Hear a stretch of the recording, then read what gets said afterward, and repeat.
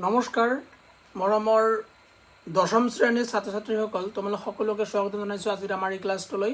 তোমালোকৰ যদি তোমালোকে আইটি বিষয়টো লৈছে অৰ্থাৎ ইনফৰমেশ্যন টেকনলজি বিষয়টো লৈছে তেনেহলে তোমালোকৰ কাৰণে এই ভিডিঅটো খুব গুৰুত্বপূৰ্ণ হ'বলৈ গৈ আছে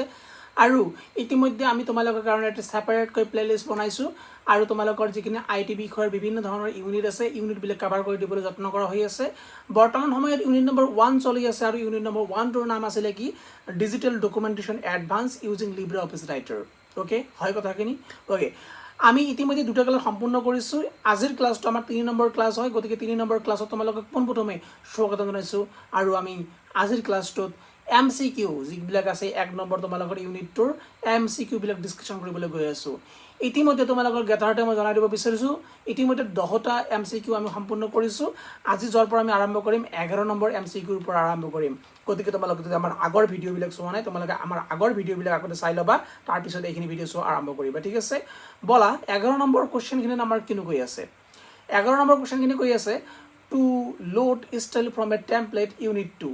যদি আমি টেমপ্লেটৰ পৰা স্টাইল লোড কৰিব বিচাৰো তেনেহলে what is the particular option I need to use okay so use feel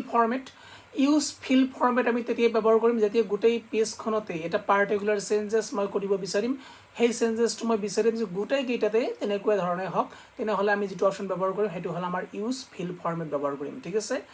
next one click load style and select file আমি স্টাইলত গৈ পিনে লোড কৰাৰ প্ৰথমে যত্ন কৰিম তাৰ পিছত যিখিনি স্টাইল পছন্দ হয় সেই মতে আমি সিলেকশন কৰিম বা সিলেক্ট কৰিম this was the perfect way to select template or style okay insert image মানে হল কি ছবি অন্তৰ্ভুক্ত কৰা there was a particular document and if you want to insert some photos then we are going to use this option okay and option number D use table option that is not correct because whenever we use table then that means we need table in our particular document and what is the table meaning of tables means collection of raw and columns okay and there was so many cells in between them okay next question number 12 which one is a way to create a new style নতুন style সৃষ্টি কৰাৰ উপায় কোনটো if we want to create new style then what is the particular step we need to follow okay so উপায় কোনটো আচ্ছা from selection আমি selection কৰি পিনে কৰিব পাৰো yes that is right b number drag and drop মানে কি এনেকৈ চেপি ধৰি পিনে ইয়াত আনি মানে এৰি দিয়া ইয়াক কোৱা হয় drag and drop okay তেনেহলে option number b a and b দুইটা হ'ব ঠিক আছে next question number 13 which is not a method of inserting image okay in ছবি আমি বিভিন্ন প্ৰকাৰে ইনসাৰ্ট কৰিব পাৰো আমাৰ ডকুমেন্টছ লৈ আহিব পাৰো but what is a not that kind of way or option okay so এই কিবা খুদিছে এই নম্বৰত কৈ আছে drag and drop আমি drag and drop কৰি পিনে আমি ছবি ইমেজ এটা ইনসাৰ্ট কৰিব পাৰো yes that is right আমি drag কৰি পিনে এনেকৈ ড্ৰপ কৰি দিলে পিনে ছবি এটা কি হৈ যাব আমাৰ ইনসার্ট হৈ যাব next b number copy and paste yes it is also right যদি আমি কপি কৰি লওঁ এটা ঠাইৰ পৰা ছবিখিনি কপি কৰি পিনে যেটো ঠাইত আমাৰ প্ৰয়োজন আছে LibreOffice Writer আমি আনি পিনে কি কৰিব পাৰো পেষ্ট কৰি দিব পাৰো and the next one linking is a very effective way to insert picture because whenever we use picture by linking then that particular document sizes become very low okay not become too much so linking is a very suitable option তেনেহলে linking or দ্বাৰা আমি ছবি কি কৰিব পাৰো ইনসাৰ্ট কৰিব পাৰো but cropping is not the option of insert a image why because when we use cropping that means we want to cut some section of our photos okay আমি আমাৰ পিকচাৰৰ কিছুটা সেকশন কিছুটা অংশ আমি কাট কৰিব বিচাৰি আছো হয় না নহয় বাট সেই কাৰণে আমাৰ ক্ৰপিং খিনি নহব ঠিক আছে সো নেক্সট আমাৰ হুদিছে লিংকিং ছবিৰ সহায়ত আমি ছবি এটা যে লিংক কৰো তেনেহলে তাৰ সহায়ত আমি কিনো কৰিব পাৰো ঠিক আছে সো মই তো অলপ আগতে কৈয়ে দিলো we can reduce the file size okay আমি ডকুমেন্টৰ সাইজ কিনি বা ফাইলৰ সাইজ কিনি কি কৰিব পাৰো we can reduce it okay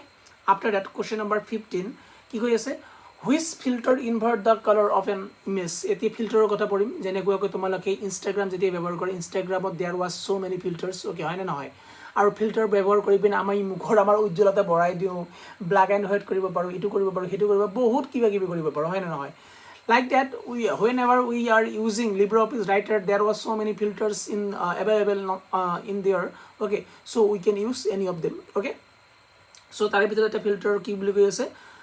which filter invert the color of an image. যদি আমি এটা ইমেজৰ কথা কৈ আছো, ইমেজৰ এটা ৰংটো উলটাই দিব বিচাৰো, তেনেহ'লে কোনটো ফিল্টাৰ আমি ব্যৱহাৰ কৰিম? সো যেহেতু এখানে ইনভাৰ্ট বুলি কৈ আছে, সো ইনভাৰ্ট যেটো আমাৰ ফিল্টাৰ থাকিব সেইটো আমি অপশন ব্যৱহাৰ কৰিলে বিনা হৈ যাব, ঠিক আছে? Question number 16, posterized filter is used to. Posterized filter ব্যবহার করা হয় কেতিয়া? So whenever reduce number of colors, whenever we need to reduce the number of color from our particular photos, okay, then we are using posterized filter option. Okay, next thing, circle filter changes image into. Circle filter ছবি কেনেকৈ পৰিৱৰ্তন কৰা দেখা পোৱা যায়। So সাৰ্কল sketch লৈ ৰূপান্তৰিত কৰা দেখা পোৱা যায় যদি আমি সাৰ্কল ফিল্টাৰ ব্যৱহাৰ কৰোঁ বা অপশনখিনি সিলেক্ট কৰোঁ, ঠিক আছে? মসিক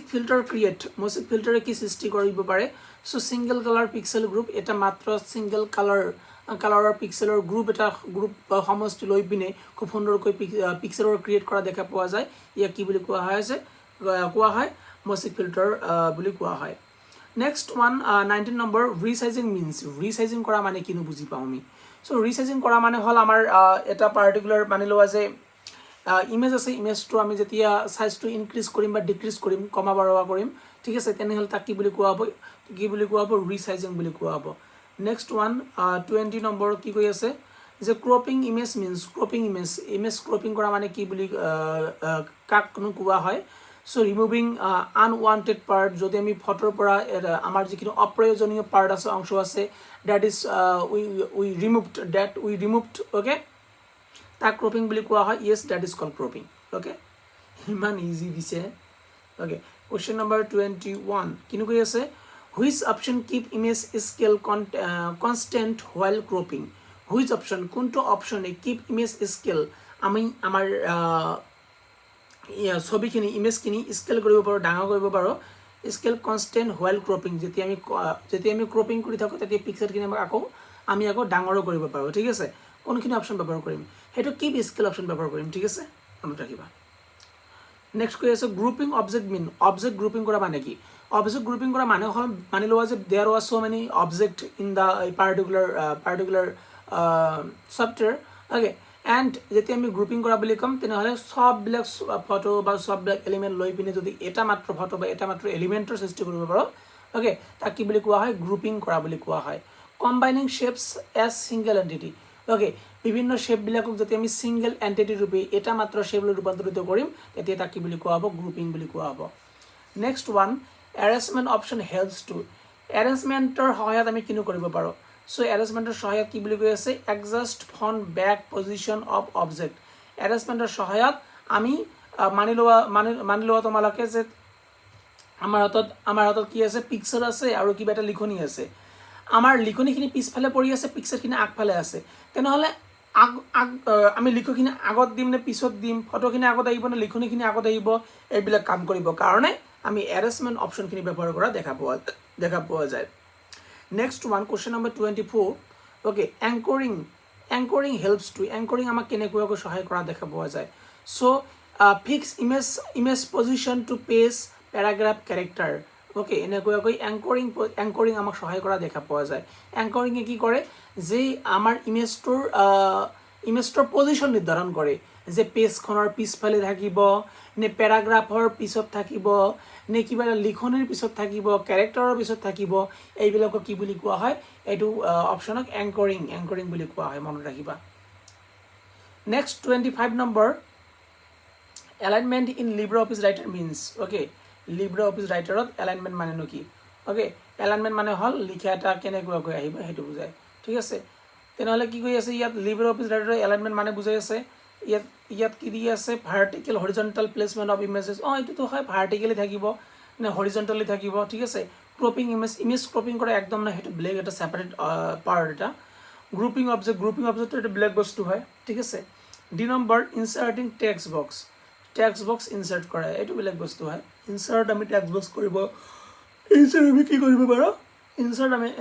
ইনসাৰ্ট কৰিব পাৰোঁ আমি কি টেক্সট বক্স আমি ইনসাৰ্ট কৰিব পাৰোঁ when ever we are using LibreOffice Writer বা আমি মাইক্ৰ'ছফ্ট অফিচ যেতিয়া ব্যৱহাৰ কৰোঁ ঠিক আছে তেতিয়া আমি সব আমাৰ পাৰ্টিকুলাৰ পেজত শেপ ইনসাৰ্ট কৰা দেখা পোৱা যায় text box okay next 26 number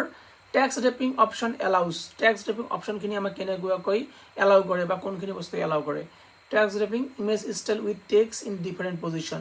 different পজিশ্যনত আমাৰ ইমেজৰ লগত লিখনিবিলাকৰ কেনেকুৱাকৈ সুসম্পৰ্ক এটা গঢ়ি উঠিব কেনেকুৱাকৈ থাকিব তাক কি বুলি কোৱা হয় টেক্সট ৰেপিং বুলি কোৱা হয় ওকে আই হোপ বুজি পাইছা next 27 number table of content is created from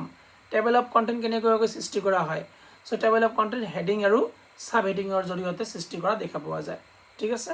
next কি কৈ আছে which of this represent chapter number in TOC chapter number কোনখিনি বুজায় হেশটেগ বুজায় ঠিক আছে next in TOC ls means মানে কি লিংক স্টাৰ্ট ls mean মানে ওকে নেক্সট কি কৈ আছে LibreOffice Writer support how many heading level কেইটা হেডিং লেভেল থাকে 10টা হেডিং লেভেল থাকে মই আগতে বুজাই দিছিলোঁ যোৱাকালিৰ ক্লাছত A template is এটা টেমপ্লেট কিনো হয় এটা টেমপ্লেট কি হয় প্ৰেজেন্ট লেআউট ফৰ ডকুমেন্টৰ কাৰণে কি হয় এটা এক ধৰণৰ লেআউট হয় ঠিক আছে ৰেডিমেড এটা টেমপ্লেট বিলাক হয় এটা ৰেডিমেড ষ্টাইলৰ সমষ্টি ঠিক আছে তাক আমি কি বুলি কম টেমপ্লেট বুলি কম next one which is not an advantage of টেমপ্লেটৰ কোনটো সুবিধা নহয় ওকে টাইম সেভ কৰে এটোতো হয় টাইম সেভ কৰে প্ৰভাইড কনসিস্টেন্সি আমি কনসিস্টেন্টলি আমি কি কৰিব পাৰোঁ ক্ৰিয়েট কৰি থাকিব পাৰোঁ নেক্সট মেক ৱৰ্ক ডিফিকাল্ট